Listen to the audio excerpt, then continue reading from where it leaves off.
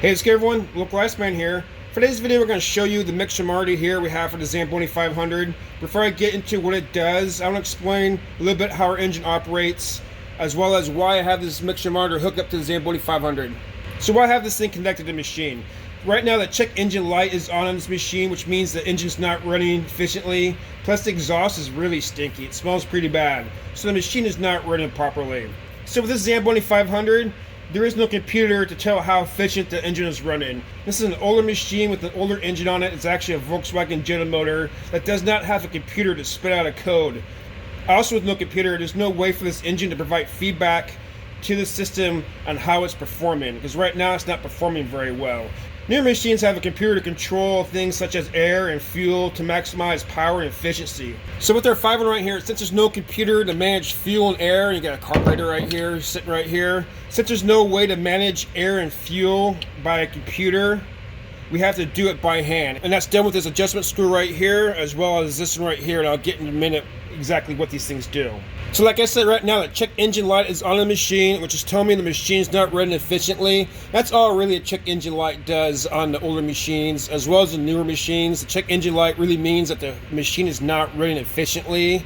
The newer machines, you can plug in a code scanner, code reader that will spit out what's wrong with the machine. On these older machines, there is no computer, like I said, that's going to spit out a code and let you know what's wrong with it. The check engine light went on, so I know it's not running right. Plus, it's smelling really bad, so I know definitely something's not right. So when the check engine light goes on the Zamboni 500, it usually means something's wrong with either the fuel or the spark. I already traced down the spark. The spark's fine. I did a full tune-up on this thing. Also, on recommendations by Zamboni, replaced the converter as well as the solenoid that helps manage fuel a little bit. I also replaced the fuel line between the converter and the carburetor because that looked pretty worn out. But after all that, the check engine light was still on. Now on this little mixture monitor here, basically what this thing does, it kind of detects how rich or lean your fuel is basically, and how you have it set for. And with the carburetor here, I'm going to be jumping around everywhere. I'm sorry if I'm explaining this very well. With this carburetor here, you can adjust your air right here and your fuel right here to achieve the right fuel air mixture.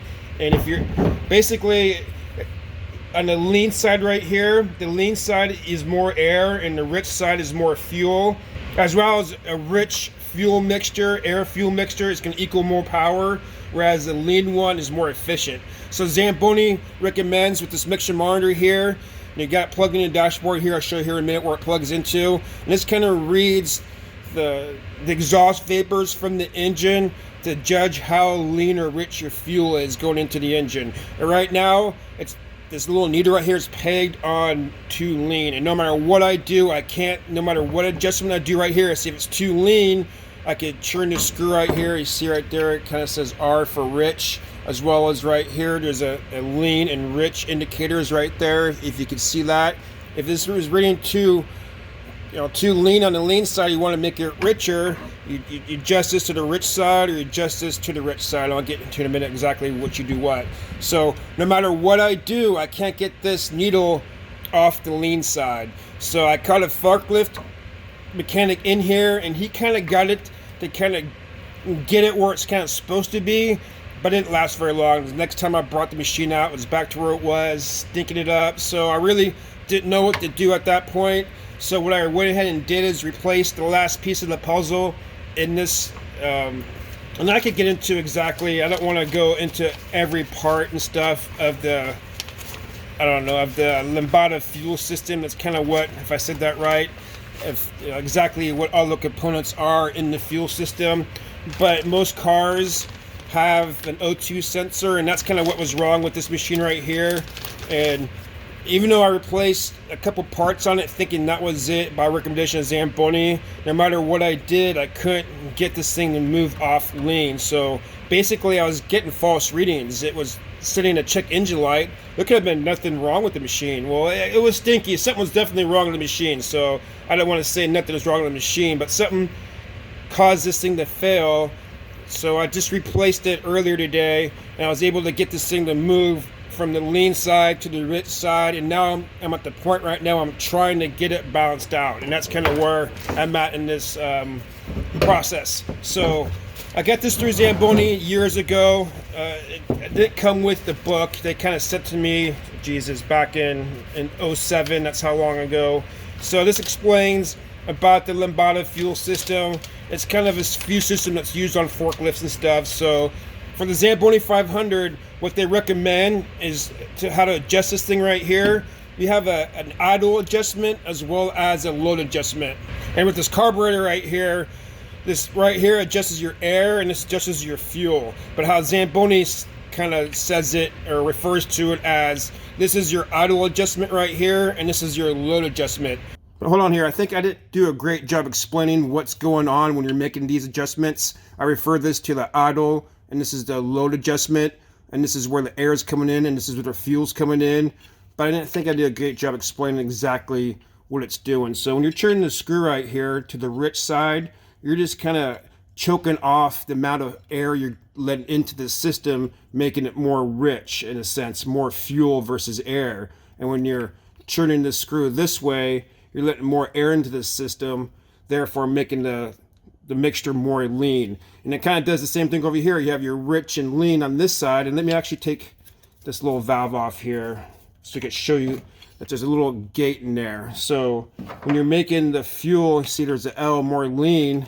When you're making it more lean, you see right there, you're actually closing that little gate off, allowing more air versus fuel. And when you're making it more rich, adjusting it to this side with a 7/16 wrench, you're opening the gate up. So there's lean, less fuel, more air.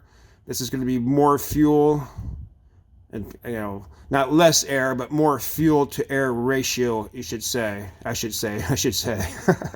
So I just wanted to show you these adjustments right here and exactly what they're doing. So I'm referring this to the idle adjustment, and this is to the load adjustment, but this is also your air adjustment and your fuel adjustment. And you're trying to get the balance between the two using this mixture monitor right here.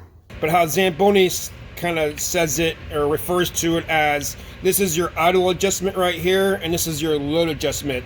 So under idle condition, let's say you start the engine up, get around 2,000 RPMs, make sure the engine's good and warmed up, and look at your mixture monitor right here.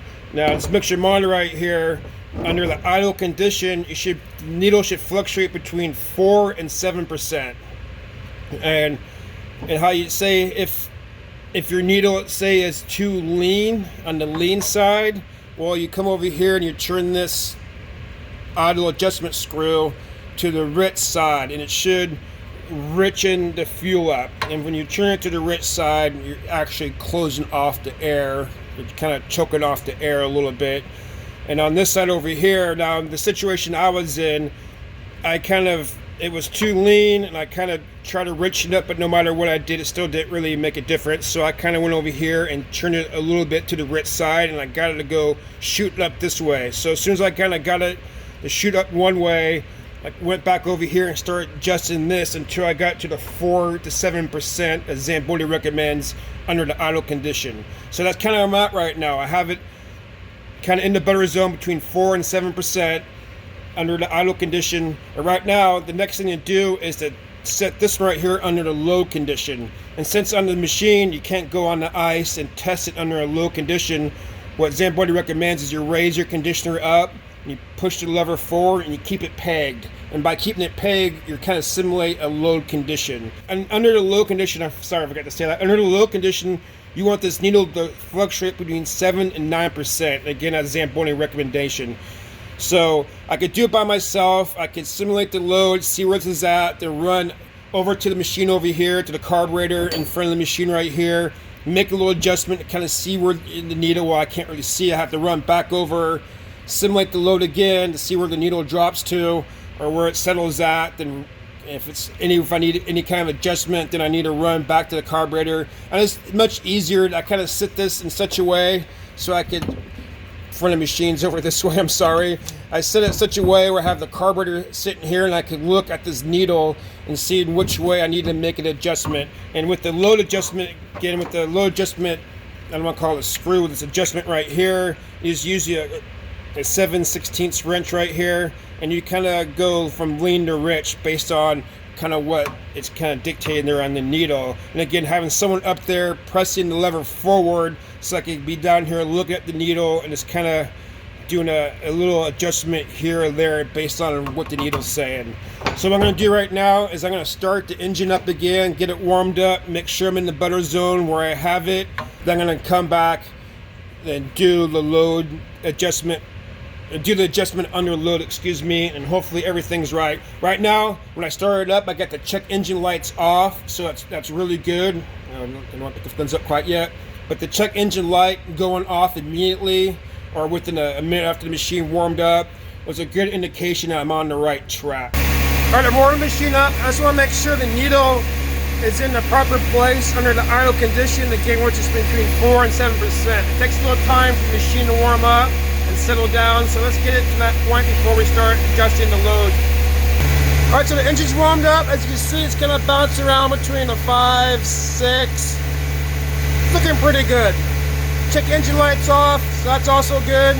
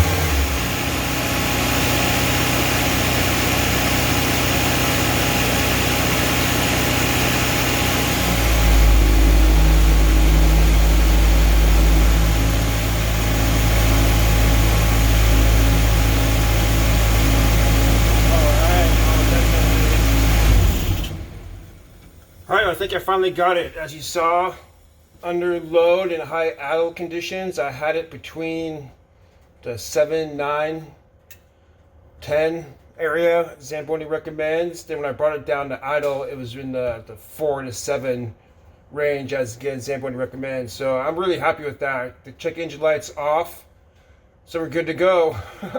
Even though got this all taken care of as soon as we got the ice out, but it's the best time to take care of it. And most importantly, this machine's running, so the next step would be to take this thing on the ice. It was making some good ice before this stinky situation started happening, so no reason why it shouldn't afterwards. It's going to feel really funny to drive this machine, I'll tell you what, though. But as long as it's not stinking the ice up and the billing up, we're good to go. All right, so that's how I use the mixture monitor. That's all I have for you guys today. Thanks for watching. As always, hope you learned something. Like the local ice man says, stay cool.